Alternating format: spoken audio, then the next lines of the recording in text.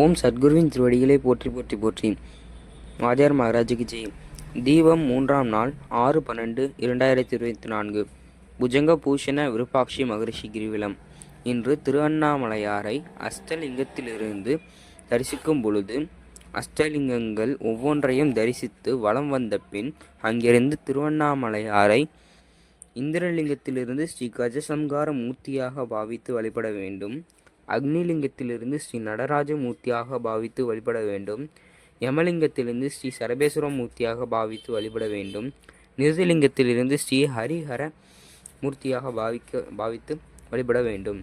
வருணலிங்கத்திலிருந்து மித்யுஞ்சய மூர்த்தியாக பாவித்து வழிபட வேண்டும். வாயுலிங்கத்திலிருந்து ஸ்ரீ ஆத்யந்த பிரபு பிள்ளையார் ஆஞ்சநேயர் மூர்த்திகளாக பாவித்து வழிபட வேண்டும். குபேரலிங்க ஸ்ரீ சங்கர நாராயண மூர்த்தியாக பாவித்து வழிபட வேண்டும். ஈசான்யலிங்கம் ஸ்ரீ ருத்ர சொரூபமாகவும் ஸ்ரீ பைரவ சொரூபமாகவும் பாவித்து வழிபட வேண்டும். 64 பைரவர் நாமம் கூறி தரிசனம் செய்தல் விசேடம். இன்று திருவண்ணாமலையாரை கிரிவலசாலையில்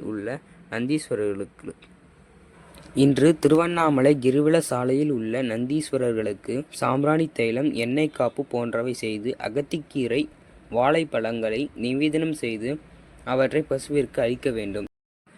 அவ்வாறு உணவு அளிக்கும் பொழுது பசுவை கன்றுடன் சேர்ந்தவாறு நிறுத்தி உரத்த குரலில் வேதம், திருமுறை அல்லது தெரிந்த ஸ்லோகங்களுடன் அதன் காதில் ஒலிக்கும்படி ஓதி அளிக்க வேண்டும்.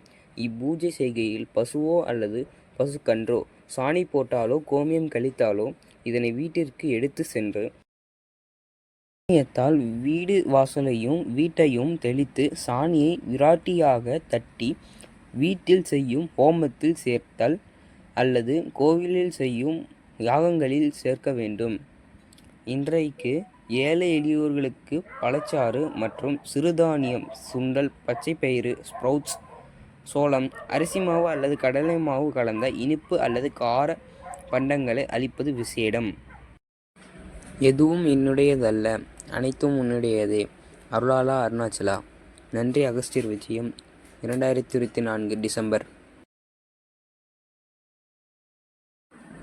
ஓம்